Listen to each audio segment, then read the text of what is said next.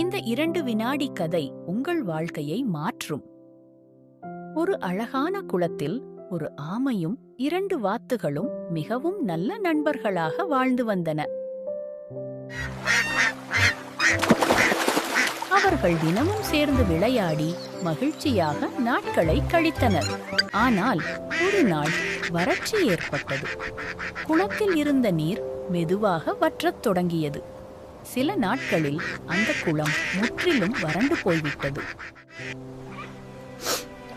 இதனால் கவலையடைந்த வாத்துக்கள் வேறு இடத்திற்கு செல்ல முடிவு செய்தன.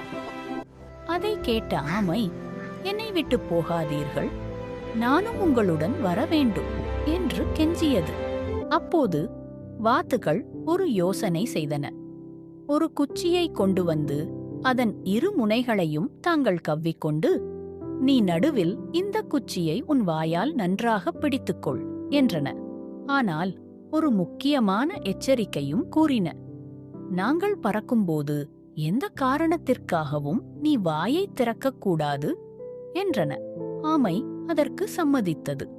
வாத்துக்கள் வானில் பறக்கத் தொடங்கின. ஆமை குச்சியை வாயால் பிடித்துக்கொண்டு அவர்களுடன் பறந்தது. அவர்கள் வானத்தில் பறந்து செல்லும்போது கீழே இருந்த மக்கள் அதை பார்த்து ஆச்சரியப்பட்டனர். அட பாருங்கள், வாத்துகளுடன் ஒரு ஆமை பறக்கிறது. அதை கேட்ட ஆமை தன்னை காட்டிக்கொள்ள ஆசைப்பட்டு பேசுவதற்காக வாயை திறந்தது. அடுத்த கணமே குச்சியை விட்டுவிட்டு கீழே விழுந்தது. இதனால் அது தனது உயிரை இழந்தது. நீதி: அதிகமாக பேசுவது ஆபத்தை விளைவிக்கும்.